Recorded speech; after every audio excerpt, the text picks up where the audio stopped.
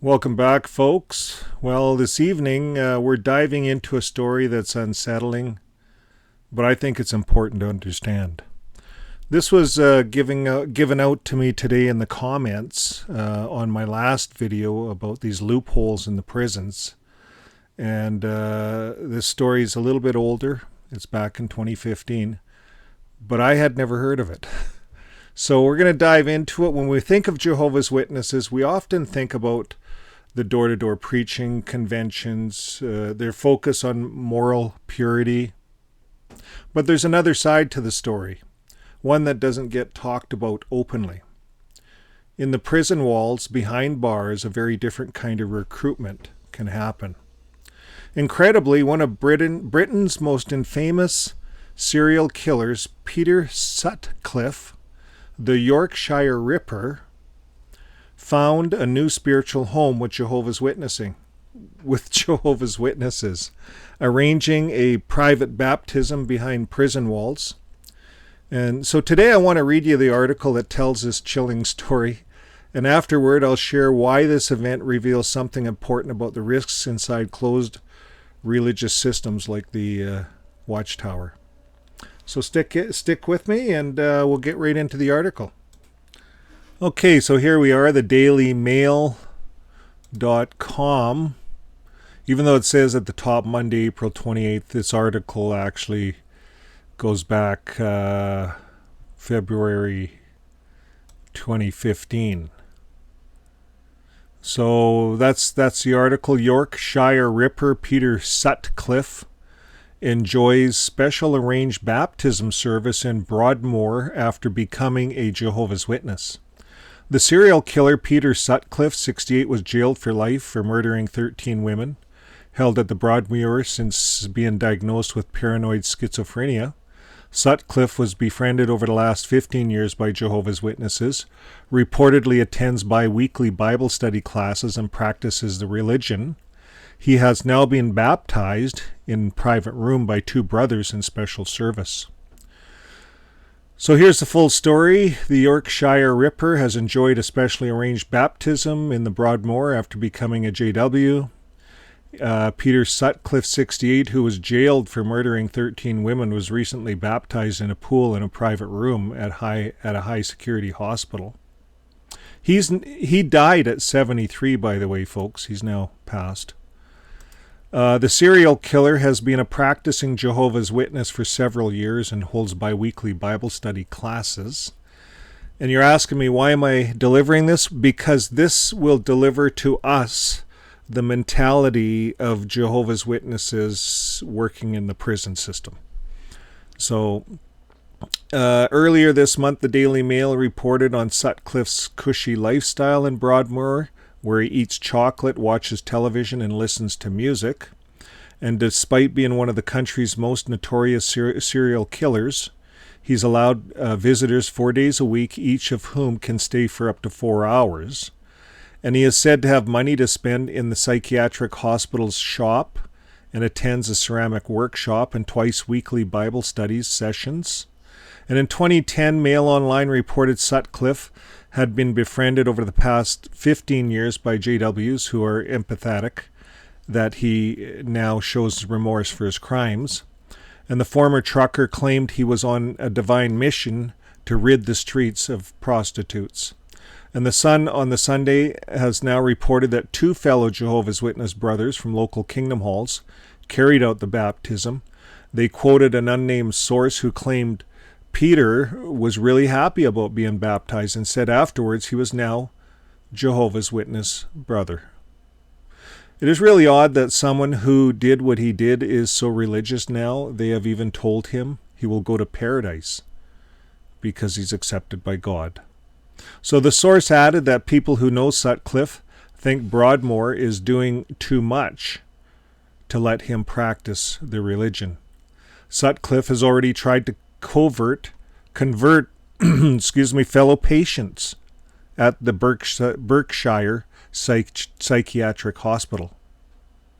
There's a picture of him. Peter Sutcliffe, the Yorkshire Ripper, after an attack by another prisoner in 1982 with a broken coffee jar, He was jailed for life in 1981 after admitting killing 13 women and attempting to murder 7 more between 1975 and 1981 in Yorkshire, the Greater Manchester. And Mr. Justice Mitting likened Sutcliffe to a terrorist, saying the brutality and the gravity of his crimes meant he should never be released. So Sutcliffe has spent most of his life sentence in Broadmoor after being diagnosed with paranoid schizophrenia in 1984. He refused treatment until 1993, when the Mental Health Commission ruled that he should be given antipsychotic medication forcibly. He has been attacked at least 3 times behind bars. The second assault puts his right eye out, and another inmate then unsuccessfully attempted to do the same for his left. He spent most of his sentence in the Broadmoor after he was diagnosed with paranoid schizophrenia. This is the mental hospital. Picture of it. It cost taxpayers more than, now this is euros, 300,000 a year to detain him, at least 5 times the cost of a prison cell. And last year, his plea to be moved to the unit in his home country of West Yorkshire was rejected. In 2010, an appeal over his sentence that could have led him to applying for parole was rejected, with a high court judge saying that he should never be released. And his health has deteriorated in recent years. He has a hernia operation in 2013, later suffered from a debilitating cough. Medication has made him put on weight and has increased his blood pressure. Sutcliffe uses weapons, including a hammer, screwdriver, and knives, to mutilate women across the north of England. End of article. Well, there you have it. A man responsible for unspeakable violence against women, baptized, welcomed, and accepted into the religious community, known for its obsession with purity. Why? Well, because Jehovah's Witnesses offer something that's very attractive to dangerous minds. Instant forgiveness. A clean slate. A brand new identity without ever fully confronting or taking responsibility for the damages caused. It's a system that focuses so heavily on repentance rituals that it can actually enable people to hide behind religious rebirth instead of facing true justice. In Peter Sutcliffe's mind, a man who believed he was cleansing the streets, the Jehovah's Witness obsession with moral separation from the world likely gave him a sense of justification, a sense of belonging, even a sense of spiritual superiority, and the system allowed it. And when we look at the Bible itself, the message is clear. Let's take a look at a few scriptures, since this is all about the Bible. This is about preaching the Bible in prisons. This is about Jehovah's Witnesses' use of the Bible. Let's examine just 2 scriptures from the Bible. Okay, so how does God view a pedophile in the Old Testament, and what does Jesus think? Deuteronomy, you don't have to go too far. Deuteronomy 22, verse 25.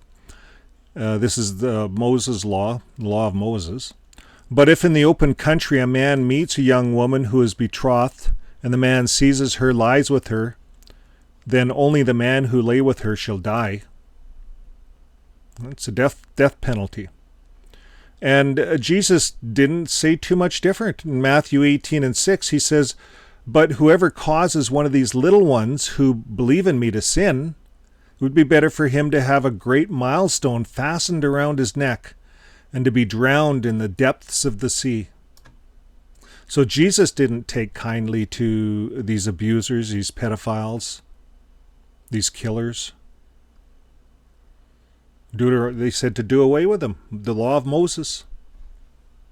And what does the Bible say about the ministry in prison? Well, we could look at a whole lot of scriptures, but it's all about preaching to Jesus' brothers, to their own. It's not about preaching to convicted murderers, rapists, and killers. I think J.W. Org has this all wrong. So when we think of that, Jesus, he spoke about visiting those in prisons. He was referring to his faithful brothers and sisters, believers in prison for their loyalty to God, not criminals in prison for rape and violence or murder. And ministering to prisoners meant supporting the persecuted, not excusing predators. Earthly justice was still required, like through the governmental system. So spiritual comfort and accountability must go hand in hand. It can't replace one another. So when we think of this, and if we want to use the Bible, Jesus never asked his followers to protect wolves. He asked them to protect the sheep.